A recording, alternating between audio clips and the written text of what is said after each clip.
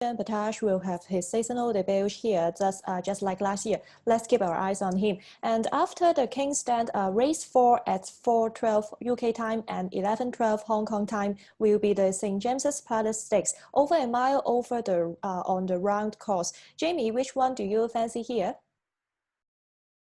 Yeah, there's a couple here. You've got a lot of these horses that have been facing each other in the 2,000 guineas at Newmarket, as well as in France. Some of them facing each other again from Ireland.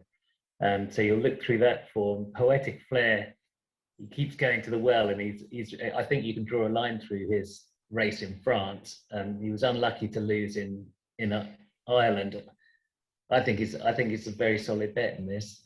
I think the other one that would be interesting against him. I'd see that Mostadaf has drifted significantly in the last day, so there's a lack of confidence behind him. But I think the one to go potentially against Poetic Flair with, because the form lines don't overlap, is Highland Avenue would be my one for the Quinella. And Chris, which one do you keen on? Yeah, I think this is actually a really poor race. I think the 3-year-old colts haven't been that strong this year. I think the Ballydoyle ones, it's hard to know where they're at with them all. The majority of them have been really disappointing.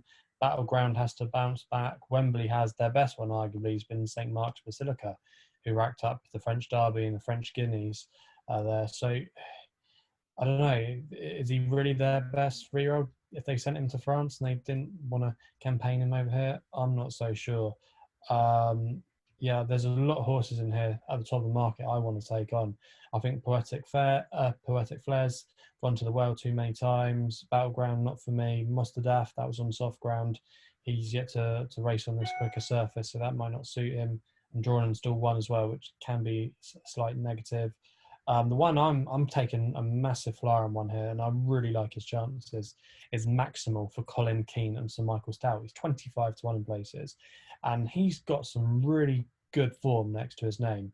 He ran a conditions race at Newbury that's worked out so well. He was behind Hurricane Lane, where he gave him a real battle that day, and I think Hurricane Lane's stamina just prevailed in the end. Tasman Bay as well ran well in the listed race on his next start. You had River Isle win as well, went on his next start at Newmarket, carrying top weight and a decent handicap, was worked out okay. So there's a lot of good form there. He then went to Chester over the 10 furlongs, where he was just beaten by El Drama. That form has not been too bad. Earlswood for Johnny Mercer won on his next start. El Drama put a line through his run in France. I think you can forgive any horse that's been running in France, to be honest.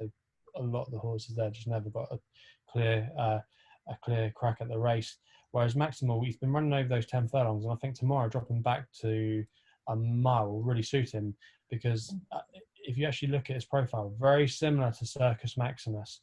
He went and he won the D Stakes, which Maximal finished second in, and then he went on to win his next start. And funnily enough, they are both by Galileo. So for me, Maximal, I know Colin Keane's been booked, which is a really interesting jockey booking, not a negative in my opinion too. I think this is a really weak renewal of this race, and I think Maximal might surprise a few, and you know he's got the stamina if it comes to a slog in the closing stages. So yeah, Maximal is my play for the race. How about you, Steve? Which is your favourite one? There's nothing that really grabbed me too much. I thought the interesting one was Thunder Moon. He really bombed out in 2,000 guineas. He was last of 14, but Frankie Detari's on board. The good to firm ground should be fine for him. I think he was a good horse prior to that. He was only 11-2 for the guineas at Newmarket. So prior to that, he was unbeaten in his first 2 runs.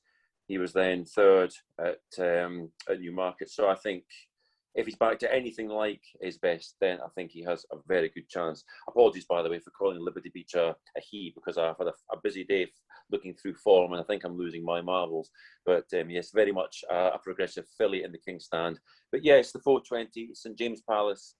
None of the Aidan O'Brien Battleground doesn't appeal to me. I think Chindit's quite an interesting horse, and just kind of like a workman-like type who will give his all. 4 wins and a 5th on decent ground. So I think Chindit and Thunder Moon would be my 2 against the field. I think this year's the field is quite open, and I believe it will be a strong battle among the 3 years. And after talking about the 3 Group 1s, race 5 Escort Stakes at 5 p.m. UK time and 12 a.m. Hong Kong time is also worth mentioning. We in Hong Kong are very happy to see the star female jockey Rachel Blackmore to have a Royal Escort ride, and she finally has an official Chinese name, Bui Mei A, which I think it is quite an elegant name, and she will be on board a Cape Gentleman. Jamie, do you like Cape Gentleman or anyone you like in this race? Yeah, it's an interesting one, Cape Gentleman. They bought him from France, won at Listowel, and it looks like one of those great Emmett Mullins plots to come and win a big prize at Ascot. It's funny with this race because it's almost like looking at a Cheltenham race, because half of the trainers in here you'll be more familiar with seeing them at Cheltenham. Willie Mullins always has something that he sends across. Rayapoor, I prefer Rayapoor to MC Muldoon. He sends those two over, but clearly the money has been for Ryan Moore on MC Muldoon. But the one I'd rather be with is Coeur de Lion. I think he ran a cracker in the Chester Cup just recently. He's won this race before. Looks for a repeat bid. I think that will have put him spot on. I don't think he likes heavy ground. I know he's had form on it, but I think he goes better on top of the ground. And my money's with Coeur de Lion and Alan King with Thor Hammer Hansen to beat off the Irish Raiders. And Chris, what do you think in this race? Yeah, again, an interesting race, and Jamie was right there, touched upon that we're seeing a lot of jumps trainers represented in this race, but jump trainers, to be fair, have a decent record in this race. Willie Mullins has won it before. Ian Williams is a dual-purpose trainer. Alan King, Nicky Henderson, John Joe O'Neill. You can go back, and it looks like a handicap roll of honour for the National Hunt season rather than a proper flat race at Royal Ascot. Yeah, it's interesting race. The one I've come down on is Just Hubert for Daniel Tudhope, who's now trained by he is trained by William Muir and Chris Grasek after they've teamed up. Obviously been seen to great success with Pile Driver, winning the Coronation Cup. They're in really good form at the moment. A lot of their horses running well, operating at 29% strike rate. This horse is only a 5-year-old, and I think he could still have a little bit more improvement to come. He was an impressive winner when he won the marathon race at Glorious Goodwood over 2.5 miles, which is roughly over the same trip here.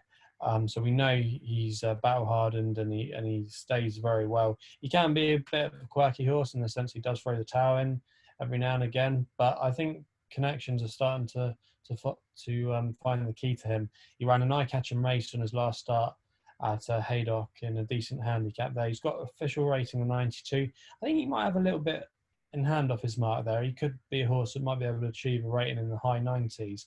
Got a wide draw as well, which surprisingly, these wide draws in these Ascot handicaps normally have a good record. So he's drawn in the right part of the track. We know he stays well. He should strip fitter for his last run. I think he could be the gambler of the race tomorrow. He's already 12-1 from 20s, and I only see his price getting shorter. So Just Hubert, I think he's definitely going to run a big race tomorrow, and I think connections will have him spot on. How about you, Steve?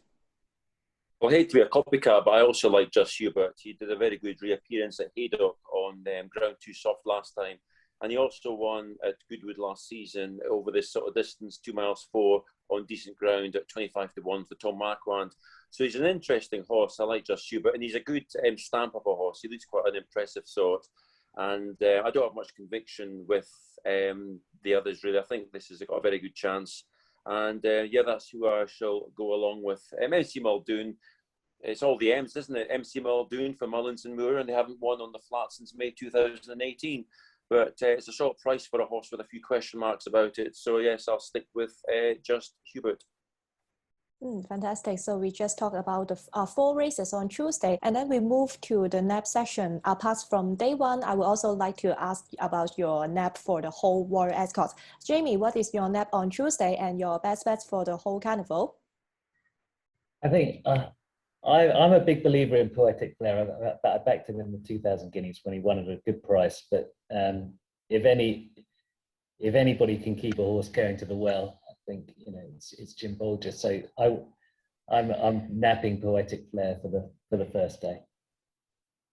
And then how about for the whole Royal Ascot Carnival? Do you have your very best bet? My very best bet, and it's is going to be in the Commonwealth Cup, Dragon Symbol.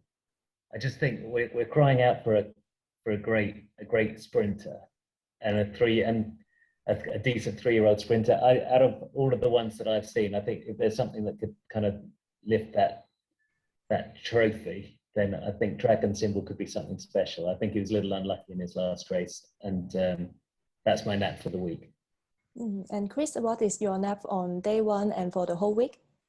Yeah, my nap on day one will actually come in the last race on the card tomorrow. It's the 6:10, the Copper Horse Stakes. It's a handicap over mile and 6 furlongs.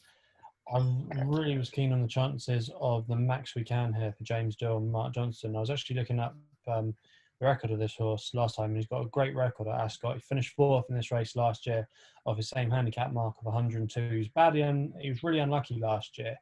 He was really badly hampered at a crucial stage when he was staying on. Don't think he would have necessarily won the race, but he definitely would have finished second, I think, if he hadn't been hampered. Fujira Prince won that race, who went on to win the Ebor. So it was quite a good renewal addition of that race last year. He's off to the same mark, like I said. And James Doohan, when he rides this horse, he's only ridden him 4 times, but on those occasions he's won on him twice. So he's got a great record on the horse, 50% strike rate. And the other time he rode him in to make the frame was when he finished 4th last year. So he knows the horse well. He's got a good wide draw as well, which you want to be. It means you kind of stay out of all the traffic. I think sometimes if you're in the inside in these big handicaps, you can get cut up quite easily, where the jockeys, if they're drawn out wide, they can take their time to slot in, you know. So I think it can be an advantage, and the stats prove that. So for me, the max we can in the 6:10, I think he could give Mark Johnston the winner to end off the first day. Okay, and your nap for the whole carnival? Yeah, my nap for Royal Ascot week will be on Thursday, which is in the Ribblesdale Stakes. It is the favourite, but I think Noon Star will take the beating for James Doohan and Sir Michael Stout. I think it was a bold move, clever move by Sir Michael Stout not to go to the Oaks. Obviously, she bumped into Snowfall there, who went on to win the Oaks when she won the Musadora. She had the run of the race that day, but I still thought it was a more than encouraging effort from Noon Star. And we know that Sir Michael Stout likes to take his horses very slowly. He's got a good record in this race. I think he's going to have a good Royal Ascot, actually, Sir Michael Stout. I don't think he had any winners last year. It was quite quiet for him.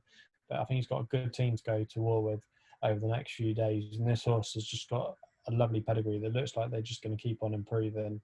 It's around about 11-4 in places at the moment. I think if Sir Michael Stout gets off to a good start, I could see this horse getting shorter in the betting. And yeah, I think that form as well with Snowfall will be really eye-catching to a lot of people. And like I say, I think she'll take all the beatings. So Noon Star it is for me in the Ribblesdale Stakes on Thursday.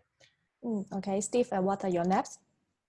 Well, I'll take a couple of optimistic, bigger price ones. I'll go for Liberty Beach in the King's Stand on Tuesday. I do like the horse. I think she's a really nice filly. I think she's just coming to her peak of her abilities now. So if there's any weaknesses in Batash, and he's getting older, he's 7 years old now. He seems to have some sort of interrupted prep. So if there are any holes in his form then, or his preparation, then I think Liberty Beach will be the one to pick up the pieces, proven over the course and the distance. So there's a lot in her favour. I'll take a chance on the Wednesday. I'll go in the 2:30, the Queen Mary, and the interesting name Nymphadora, which is quite an interesting name, from Andrew Balding and ridden by Jason Watson, stepped up very nicely on the maiden. Which I thought was an interesting enough race, but she stepped up on her Newmarket 5 furlong maiden, where she was 6th, finished mid-division, but then stepped up markedly on the next run in the Marygate Filly Stakes at York. And that's really nice form. She beat a lot of horses that had won their previous races. One impressive fashion that day. I think she could step up further in the Queen Mary, the opening race on day 2 on Wednesday. Okay. Thank you all of you. Punters, don't forget to follow us on Twitter to know more about our selection. This year's World Escorts will be commenced on Tuesday, 2:30 UK time, and it is 9:30 Hong Kong time. Wishing all of you good luck and see you next time. Bye bye.